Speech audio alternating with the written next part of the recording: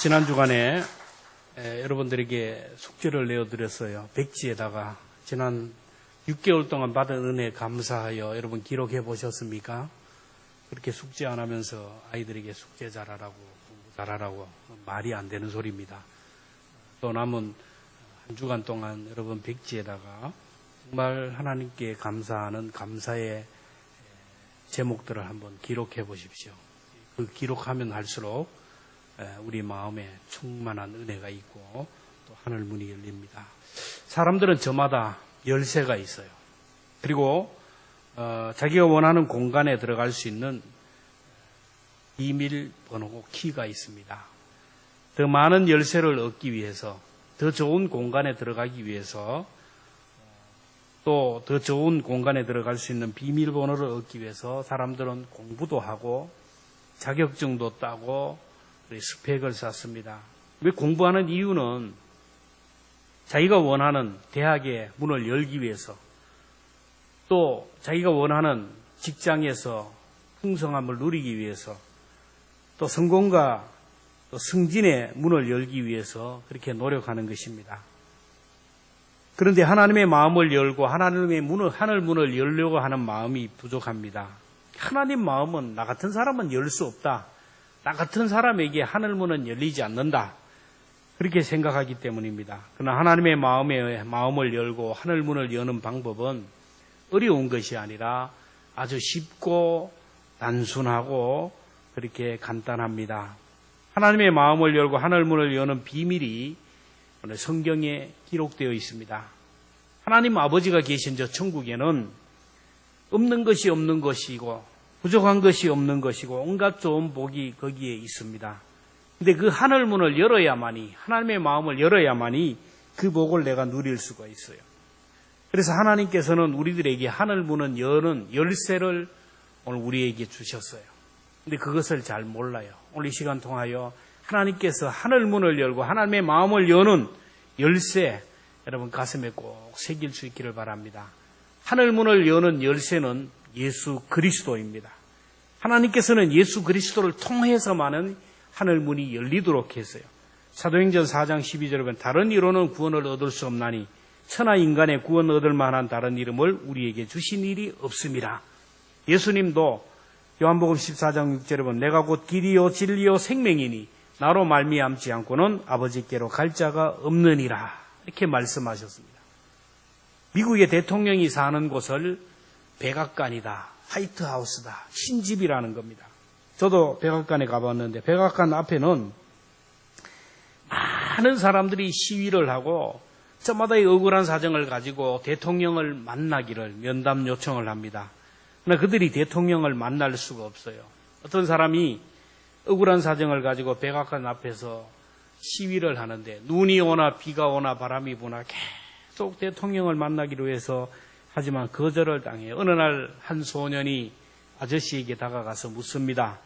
아저씨는 왜 이 밤낮으로 여기에서 시위를 하고 계세요? 그자 얘기합니다. 나는 너무 억울한 일을 당해서 대통령을 만나기를 원하는데 이렇게 거절을 당해서 이렇게 시위를 한단다. 사정 얘기를 들은 소년은 아저씨 제 손 붙들고 같이 가요. 그래서 아저씨 손을 붙들고 백악관으로 들어가는 거예요. 들어가는데 경호원들이 막는 사람이 없습니다. 정문을 통과합니다. 그리고 대통령 집무실까지 들어가는데 그 누구도 막는 사람이 없어요. 결국 이 소년은 대통령 집무실로 아저씨를 데려가서 사정 얘기를 하게 하고 억울한 문제를 해결했다라는 겁니다. 이 아저씨의 손을 붙들고 들어간 그 소년이 바로 링컨 대통령의 아들이었어요. 대통령 아들의 손을 붙들고 들어가면 그 누구도, 그 어떤 경호원도 제지하지 않고 백악관 문은 열리고 대통령실도 열린다라는 겁니다. 그렇습니다. 저와 여러분들은 하나님의 나라에 들어갈 만한 의를 행한 것도 없고 공로도 없고 하나님의 나라에 들어갈 자격이 없는 죄인 중에 죄인들입니다. 하나님의 아들 예수 그리스도를 붙들고 들어가면 하늘 문이 열리는 줄로 믿습니다. 예수님 손만 붙들고 가면 사탄이 떠나가고 어둠의 권세가 떠나가고 예수의 이름을 부르기만 하면 하늘 문이 열리고 우리의 생명이 끝나는 날 우리가 예수의 이름을 부르면 하늘 문이 열리면서 하늘의 천군 천사들이 우리를 천국으로 인도하실 것입니다. 그래서 성경은 말씀하십니다. 로마서 10장 13절에 누구든지 주의 이름을 부르는 자는 구원을 얻으리라. 문제가 있을 때마다, 어려움이 있을 때마다 엄마 이름 부르고 아빠 이름 부르지 말고 예수 이름 불러보시기를 바랍니다. 예수의 이름을 부르면 문이 열리게 되는 거예요. 둘째로 하늘문을 여는 열쇠는 기도입니다. 여러분 중에 집에 누가 와서 초인종을 누르면 그냥 문이 열리지 않아요. 하도 험한 시대라서. 그래서 누구세요? 반드시 확인을 합니다. 아는 사람이면 즉시 문이 열리죠. 아들이 오거나 딸이 오거나 그 가족이 오면 문은 열리게 됩니다. 이와 같이 우리 하나님의 자녀들이 어디 있든지 간에 하나님 아버지의 이름을 부르면, 기도하면 하늘 문이 열리면서 닫혔던 문들이 열리게 된다라는 거예요. 우리가 하나님 아버지 집에 와서 하나님 아버지의 이름을 부르며 기도하면 하나님께서 네가 누구냐? 어디서 온 인간이냐? 왜 나를 찾느냐? 네가 그러고도 나에게 구하느냐? 이렇게 묻지 않으신 거. 묻지도 따지도 않고 하나님 아버지의 이름을 부르며 기도하는 그 순간에 하늘문이 열리면서 닫혔던 문들도 열려지고 매였던 줄도 풀어질 줄로 믿습니다. 그래서 기도는 하늘문을 여는 열쇠라는 거예요. 마태복음 7장 7절에서 8절을 보면 구하라 그리면 너에게 주실 것이요 찾으라 찾아낼 것이요 문을 두드리라 그리하면 너에게 열릴 것이니 구하는 이마다 받을 것이요 찾는 이가 찾아낼 것이요 두드리는 이에게 열릴 것이라. 예레미야 33장 3절에 보면 너는 내게 부르짖으라 내가 내게 응답하겠고 내가 알지 못하는 크고 은밀한 것을 내게 보이리라. 여러분, 하늘문은 가만히 있는 자에게는 열리지 않습니다. 내가 운다고 해결이 안 돼요. 금식한다고 해결이 안 됩니다. 아무리 애쓰고 수고해도 안 됩니다. 시간이 지나면 해결되겠지. 천만의 말씀이에요. 기도하면 하늘문이 열리고 기도하면 하나님의 마음이 감동되어서 우리의 미래가 열린다라는 거예요. 그래서 힘들고 어려울 때 기도하는 자가 문제를 해결하는 거예요. 이번 주간에 여름 영적 성장과 여름 행사를 위한 특별 새벽 기도회를 합니다. 시골에는 새벽 기도가 4시 반에 있고 4시에 한다는. 그럼 우리는 1년 12달 5시 반이에요. 요즘 5시 반은 새벽이 아니고 아침입니다. 훤합니다. 여러분, 이 특별 새벽 기도의 시간에 여러분 답답한 문제들, 내 미래가 답답하고 내 삶이 답답할 때 하나님의 성전에 올라와서 아버지의 이름을 부르며 기도의 손을 높이 들어서 하늘문을 여시기를 주의 이름으로 축복합니다. 마지막으로 하나님께서 우리에게 주시는 하늘문을 여는 열쇠는 감사입니다. 하늘문을 여는 열쇠가 첫째가 뭐라 그랬죠? 예수 그리스도예요. 둘째는 기도입니다. 셋째는 감사입니다. 어떤 사람이 천국에 갔는데 천사가 이 사람을 이제 천국을 이제 쇼핑시켜주고 구경을 시켜줍니다. 여기저기 구경하는데 천국의 한 창고에 가니까 온갖 좋은 보화들이 가득 쌓여 있어요. 그런데 어떤 곳에 가니까 창고가 텅텅 비어 있어요. 그래서 천사에게 물어보았다고 합니다. 천국에 온갖 좋은 보화들이 가득 차 있는 것은 제가 이해하겠지만 어떻게 천국에 있는 창고가 이렇게 텅 비어 있습니까? 빈 창고가 웬 말입니까? 그렇게 물었어요. 그러자 천사가 말하기를 이렇게 창고가 텅텅 비어 있는 이유는 하나님의 자녀들이 기도할 때마다 즉각 다 이렇게 출고했기 때문이다. 하늘의 창고에 가득 차 있는데 아버지의 이름으로 기도하는 자에게는 구하는 자에게 찾는 자에게 두드리는 자에게 주신다고 약속하신 하나님의 말씀대로 우리 성도들이 이 땅에서 기도할 때마다 다 출고가 되어서 새로운 것이 들어오면 쪽쪽 출고되어서 창고가 비어 있다라고 했어요. 세상 사람들은 얼마나 기도하는지 몰라요. 작정 기도를 하고 새벽 기도를 하고. 여러분, 사람들이 기도 안 하는 것 같지만은 부자라고 기도 안 하고 큰 교회라고 기도 안 하는 것 같지만 아니에요. 여러분 교회 보세요. 얼마나 기도하는 사람이 많은지 몰라요. 그렇게 기도하면서 달라고 해서 하늘의 창고를 자기 것으로 누리는 사람이 있어요. 그러면 창고에 왜 이렇게 텅텅 비어 있습니까? 그때 천사가 얘기합니다. 이 창고의 보화들은 하나님께서 하나님의 은혜에 감사하는 자에게 선물로 보너스로 주기 위해서 예비된 것인데, 어떻게 기도하는 자들은 많은데 기도를 통하여 가져가는 자는 많은데 하나님 앞에 감사하는 사람이 없어서 감사하는 자에게 주시는 선물과 보너스가 이렇게 쌓여 있다라고 했어요. 하늘나라 창고에 감사하는 자들을 위하여 온갖 좋은 복들이 쌓여 있다고 하는데, 여러분 범사에 감사함으로 그 복을 누리시기를 주의 이름으로 축복합니다. 하나님의 구원은 모든 사람에게 동일하게 허락하십니다. 마태복음 5장 45절은 하나님이 그 해를 악인과 선인에게 비추시며 비를 의로운 자와 불의한 자에게 내려주십니다. 여러분 이렇게 가뭄이 심할 때 교회 다니는 사람들의 논과 밭에만 비를 쫙쫙 내려주고, 나쁜 일 하고 악한 사람들에게는 하늘 문을 닫아서 바짝바짝 마르게 한다면, 여러분 그렇게 하면 좋겠는데 하나님은 그렇게 하지 않아요. 선인과 악인에게, 악한 자와 선한 자에게 골고루 해를 주시고 비를 주셔요. 하나님께서 이스라엘 백성들의 선행과 공로와 관계없이 그들을 다 구원해 주셨어요. 그러나 하늘의 보고 축복의 보따리는 누구에게나 열리지 않았습니다. 은혜에 감사하는 자들에게 축복의 보따리를 열었습니다. 이스라엘 백성들이 하나님이 정하신 절기를 지키며 감사의 제단을 쌓을 때 하나님께서는 그들에게 불담이 되어 보호하시고 구름 기둥으로 그들을 지켜주시고 그들의 지경을 넓혀주셨습니다. 하나님이 우리들의 선행이나 우리의 공로나 의 상관없이 우리를 구원해 주시고 하나님의 자녀 삼아 주시고 천국을 선물로 주셨어요. 오늘 우리가 예수 믿고 구원받아서 하나님의 자녀가 된 것, 오늘 내가 이 자리에서 하나님의 자녀로서 예배의 자리에 앉게 된 것, 내가 한 일은 아무것도 없어요. 값없이 공짜로 받은 하나님의 은혜요 선물입니다. 그러나 그 은혜에 감사하는 자들을 위하여 준비하신 복이 따로 있다라는 거예요. 하나님의 은혜에 감사하여 절기를 지키는 자들을 위하여 예비하신 여호와 일의 복이 따로 있습니다. 하나님이 우리들에게 그 복을 주시기 위하여 절기를 지키라고 하셨는데, 백주감사주일 이스라엘 백성들이 하나님 앞에 드린 감사가 무엇일까요? 첫째는 하나님이 구원해 주신 것에 대하여 감사했습니다. 애굽의 노예로 살던 이스라엘 백성들을 사랑하셔서 구원해 주시고, 너는 내 백성, 너희들은 내 백성이라고 불러주셔서 젖과 꿀이 흐르는 가나안 땅에 들어가게 하신 것 감사했어요.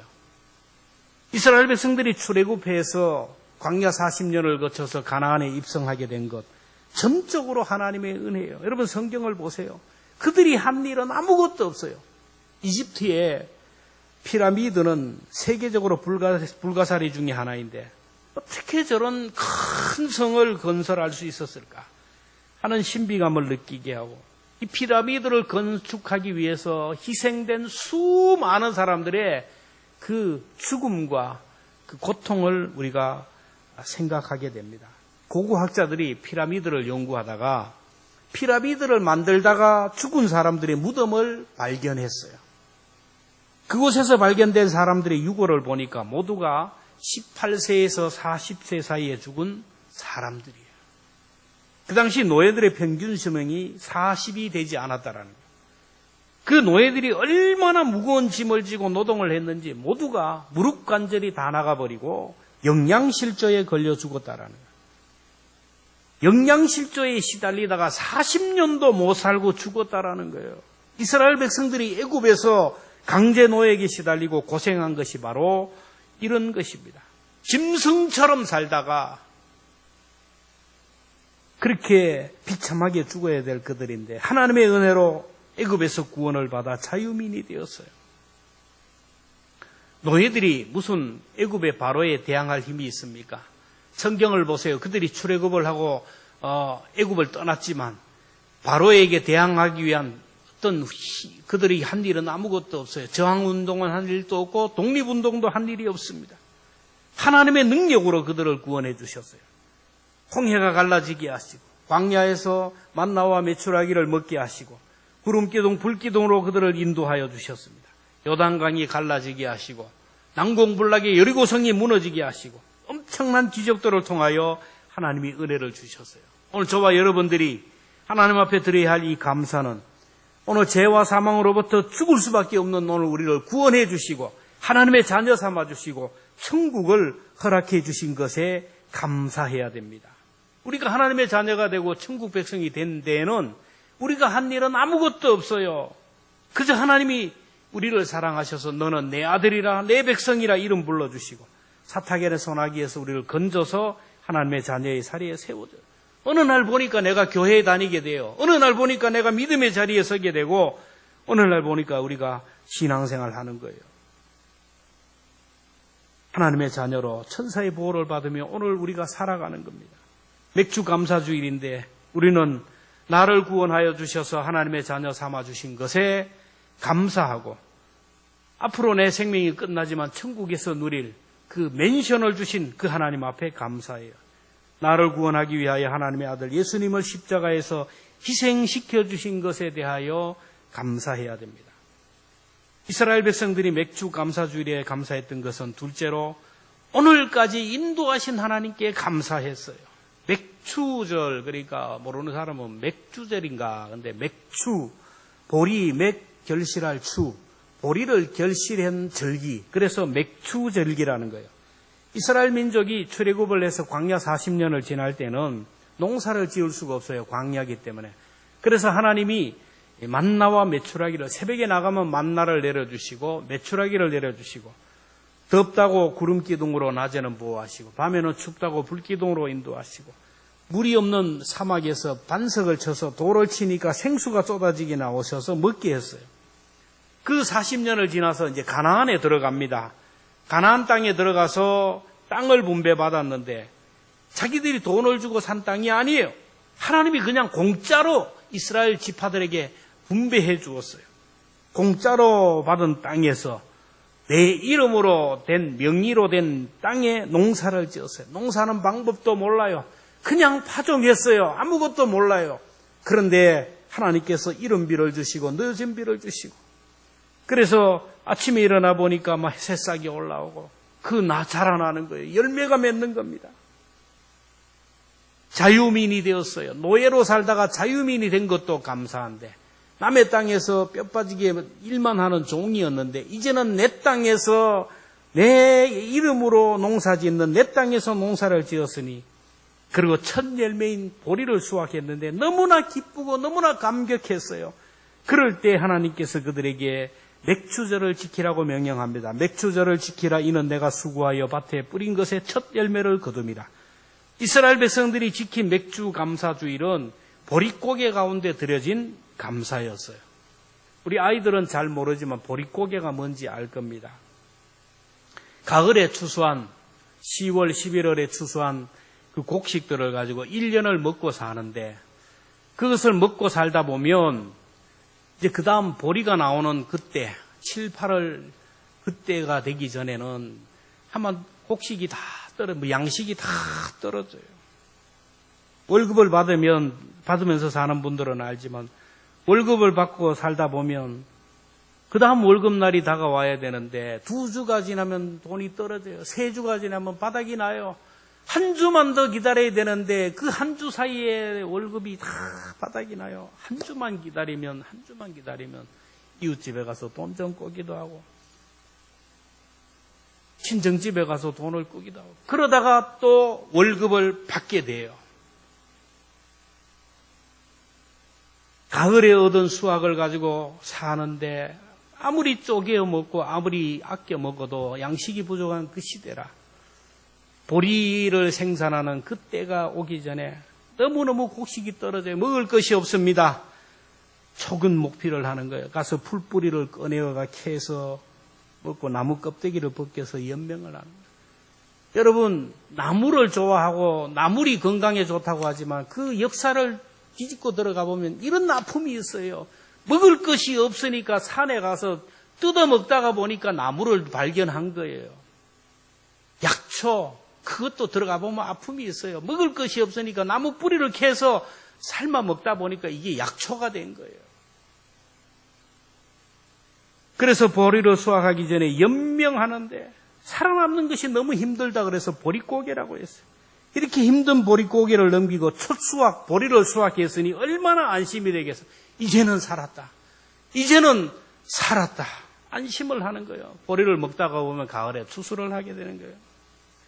이스라엘 백성들이 그랬습니다. 광야에서는 그저 새벽에 나가면 만나와 메추라기를 먹고 살았는데 반석을 채워서 생수를 먹고 살았는데 가나안 땅에 들어가면서부터 만나와 메추라기가 끊어졌어요. 보리를 수확할 때쯤 되자 그들에게도 보릿고기가 왔어요. 그렇게도 기다렸던 양식, 그렇게도 소원했던 보리를 수확하고 너무너무 감사하여 하나님께 맥주 감사절기를 지켰습니다. 이스라엘 백성들은 하나님 앞에 중간 결산을 잘했어요. 여러분, 맥주 감사주일은 지난 6개월 동안 지켜주시고 보호하신 하나님의 은혜에 감사하는 절기고 하나님 앞에 중간고사를 보는 것이고 중간결산을 하는 거예요. 맥주 감사주는 지난 6개월을 평가하는 하나님의 시험지고 앞으로 남은 6개월을 보장하는 하나님의 시험지입니다. 오늘 여기서 에베네셀의 하나님께 감사하면서 제단을 쌓으면 남은 6개월도 하나님이 지켜주시고 보호해 주시고 인도해 주실 줄로 믿습니다. 부모님 밑에서 성장하는 아이들, 용돈을 받지만은 부족함이 많죠. 그래서 어렵게 대학에 들어가고 용돈이 부족하니까 알바를 하고 그래 대학을 졸업합니다. 취업이 쉽습니까? 취업이 너무너무 어려워요. 그래서 열심히 공부해서 취업을 합니다. 첫 월급을 받습니다. 맥주 감사절기예요. 첫 열매, 자기가 일해서 자기가 수고해서 알바가 아니라 월급을 받아요.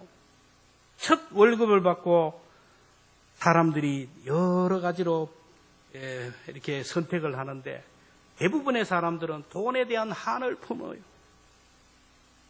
자기가 사고 싶은 명품백을 막 사는 거예요. 사고 싶은 자동차를 할부를 끊고 삽니다. 여행도 하고 맛있는 것도 먹고 그렇게 월급을 다 써버리는 그런 사람이 있어요. 그러나 감사할 줄 아는 사람은 그 월급을 부모님께 몽땅 갖다 드려요. 그동안 키워주시고 그동안 나를 물도 주고 양식도 주고 진자리 마른 자리 갈아 눕히시며 오늘까지 인도해 주신 나를 나되게 하신 그 부모님께 자기의 첫 열매를 완전히 갖다 드리는 효자, 효녀들이 있습니다. 더 나아가 믿음 있는 사람은 자기의 첫 열매를 하나님 앞에 몽땅 드리는 그런 사람도 있습니다. 첫 것을 하나님 앞에 드렸다라는 것은 지금까지 내 생애를 하나님이 붙들어 주셨다라는 것이고 첫 것을 하나님 앞에 드렸다라는 것은 앞으로 남은 생애가 하나님의 손에 달렸다라는 신앙의 고백입니다.